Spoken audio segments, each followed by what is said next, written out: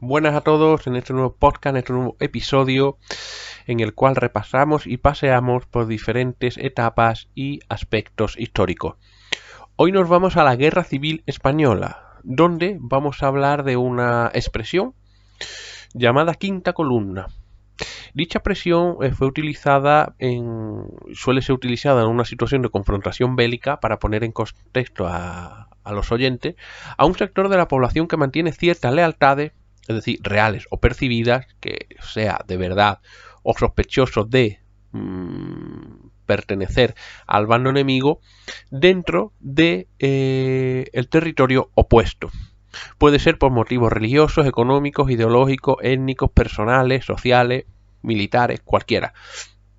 Esta característica hace que se vea a esta llamada quinta columna como un conjunto de personas potencialmente desleales a la comunidad, al barrio, a la zona en la que viven y susceptibles de colaborar de distintas formas con el enemigo, como ocurriría en la Guerra Civil Española. Dicha presión se atribuye al general Emilio Mola, apodado el Director, uno de los cabecillas de la insurrección militar de julio de 1936 en España. En una locución radiofónica, en un mensaje radiofónico, en un discurso radiofónico del año 1936, mientras comentaba el avance de las tropas sublevadas en la Guerra Civil Española hacia Madrid, el general mencionó que mientras su mando 4 columnas se dirigían hacia la capital, la primera desde Toledo, la segunda por la carretera a Extremadura, la tercera por la Sierra y la cuarta por Sigüenza, provincia de Guadalajara, cercando así la capital. Había una quinta columna formada por simpatizantes del golpe de Estado que dentro de Madrid trabajaban de manera clandestina, por supuesto, para la victoria del bando golpista. Según algunos autores, como Mikhail Kolsov, corresponsal del diario moscovita Pravda y enviado personal de Stalin a España, sería el general José Enrique Varela quien pronunciaría dicha frase. La expresión se popularizó durante la guerra como demuestra su presencia en diferentes crónicas de la misma.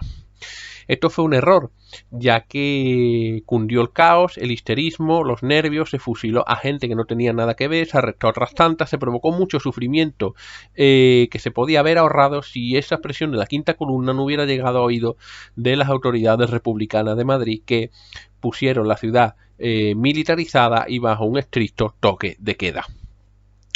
Cabe decir que esta idea y expresión, pues bueno, pasaría a la Segunda Guerra Mundial y, por ejemplo, se llamaría así a los franceses que residiendo dentro de Francia esperaban el triunfo de la Alemania nazi y colaboraron con ello. Por supuesto, a los germanófilos o pronazis en los Países Bajos y Noruega, en la Europa ocupada, que mostraban más simpatía y lealtad hacia el Tercer Reich, hacia sus dirigentes, apoyando la invasión alemana de sus países. Del mismo modo, los simpatizantes del eje consideraban a los partisanos que combatían clandestinamente al fascismo en sus propios países de sí, tras las líneas enemigas, como la quinta columna. Por supuesto, reciben el apodo de quinta columnista.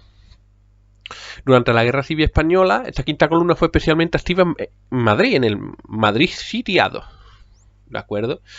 Hay que decir que el control militar de uno u otro bando de según qué territorio no se corresponde necesariamente con las tendencias políticas de la mayoría de la población en cada lugar, lo que da lugar, valga la redundancia, a esta quinta columna y a estos elementos de espionaje que, de un modo o de otro, sabotaje, prensa, propaganda, mediante mensajes de radio con haces de luz de linterna, pues intentaban comunicarse con su bando para o seguir instrucciones o dar órdenes.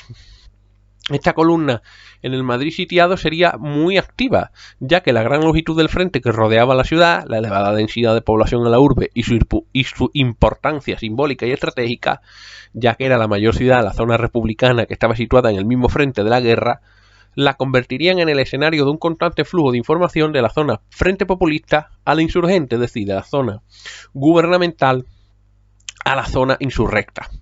Tras la derrota de los sublevados en la capital, en la primera semana se asiste en ella a las acciones de los llamados pacos, que no son otra cosa que francotiradores que desde edificios, balcones o coches en marcha disparaban a los milicianos. El nombre de Paco es por el eco que hacía el ruido de disparar cuando dice Paco, el eco que hacía al disparar el fusil, y eso proviene de las campañas de África, cuando los musulmanes insurrectos, la guerrilla, luchaban contra los españoles y le disparaban a través de la roca haciendo ese sonido. Posteriormente, los llamados círculos azules, compuestos por falangistas, militares de derecha, personas afectas a los sublevados, se centrarían en desmoralizar la milicia republicana por diversos medios. Reparto de pasquines de propaganda, se fomentan rumores derrotistas, se sabotean fábricas de armas y centros industriales, retransmisiones radiofónicas, etc.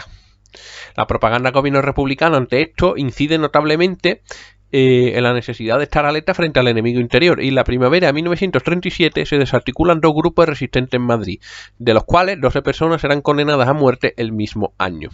Y para contrarrestar toda la actividad antirrepublicana y antiizquierdista, en agosto de ese mismo año se crea el llamado SIM, Servicio de Información Militar, y el DEDIDE, Departamento Especial de Informaciones del Estado, que contaba con sus propios agentes y prisiones. Sin embargo, estos organismos no rastrean las zonas republicanas solo en busca de los llamados facciosos, es decir, agentes de los sublevados, espías, en fin, sino que también reprimen a integrantes de formaciones disidentes como por ejemplo el POUM, Partido Obrero de Unificación Marxista, que rivalizaba en esa época con el Partido Comunista de España. El papel de la quinta columna madrileña fue muy importante en los últimos momentos de la guerra. En marzo de 1939, en la iniciativa del coronel Segismundo Casado contra el gobierno de Juan Negrín. En esta fecha, la resistencia interior en Madrid, proclive a los rebeldes, realizaría importantes tareas de información a favor del bando sublevado y actuó también como enlace entre el cuartel general de Franco en Burgos y la Junta de Casado, con vistas a acordar la rendición de los frentes populistas en la zona centro, la más importante que quedaban en sus manos. En otras ciudades como por ejemplo Barcelona, Valencia, Santander o Alicante, el papel hecho por la quinta columna sería de gran importancia y ayuda para el avance y la estrategia rebelde. En Santander, además de tomar la ciudad previamente a la llegada de las tropas franquistas y acompañadas de los italianos, la quinta columna disparó contra los barcos pesqueros que pretendían llegar por la vía cantábrica a la costa francesa con aquellos que huían de la ofensiva sublevada. En la Segunda Guerra Mundial, por ejemplo, tras el ataque a Pearl Harbor, se internaron ciudadanos de origen japonés en la costa oeste de Estados Unidos. En Reino Unido se repitió esta operación con muchos alemanes detenidos en la isla de Man. El gobierno de Stalin arrestó y deportó a Asia Central a muchos soviéticos de origen alemán, residentes en la llamada República Autónoma, los alemanes de Volga. Y, por ejemplo, en países como los residentes católicos irlandeses en el Reino Unido son considerados siempre quinta columnistas por los unionistas, debido a los disturbios ocurridos en el siglo XX con el conflicto de Irlanda del Norte. ¿Qué manera había de esta quinta columna de, por ejemplo, comunicarse con los suyos? Bueno, hay un libro de Manuel Chávez Nogales, ¿vale?, que se llama Sangre y Fuego, una lista de pequeños cuentos y episodios sobre la guerra civil en Madrid, y en una de ellas se ve como una cadena de espías desde el mismo centro de Madrid con haces de linterna, mediante el código Morse, se internaban las líneas enemigas de tejado en tejado hacia las líneas rebeldes, ¿vale?, de la sierra. Otra manera era con los con los focos de las luces de los coches, haciéndole señales a la aviación enemiga para que bombardearan algún sitio, o para indicarles que ahí había una persona importante, o para indicarles cualquier movimiento.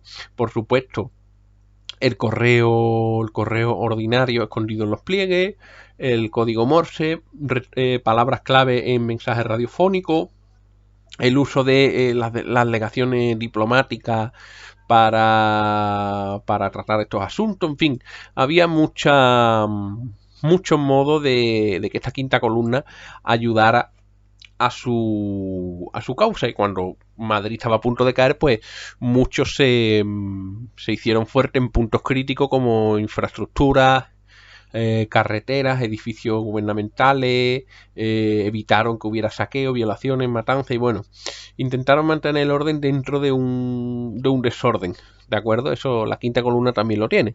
Cuando por ejemplo los nazis llegaban a París o a Oslo o a Roma no, porque era parte del eje, pero a los países conquistados, Bélgica, Holanda, siempre había un grupo de nazis locales, que eran holandeses, noruegos, daneses, del propio país, que ayudaba al mantenimiento, a la delación de rebeldes, de resistentes, ejercían de policía, ejercían de altos cargos.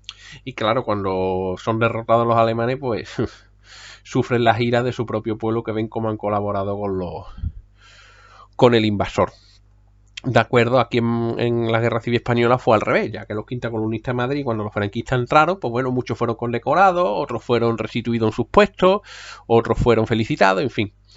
Fue totalmente diferente, ¿de acuerdo? Así que ahí queda este tema de la quinta columna. En mi opinión, nunca una frase causó más controversia como la de la quinta columna. Si no lo hubiera dicho, no hubiera pasado de manera tan radical y tan violenta, aunque yo creo que eso hubiera ocurrido y en cualquier momento se hubiera desatado el caos conforme la guerra avanzaba para purgar, detener, analizar e interrogar a todos sospechosos de los insurrectos. Bien, pues hasta aquí hemos llegado. Espero que os haya gustado esta entrega, este podcast, y nos vemos en el próximo episodio y capítulo, que también versará sobre la guerra civil, la llamada Gran Evasión Española. Os espero, cuidaros, viajen, lean, aprendan y sobre todo disfruten de la vida. Hasta la próxima.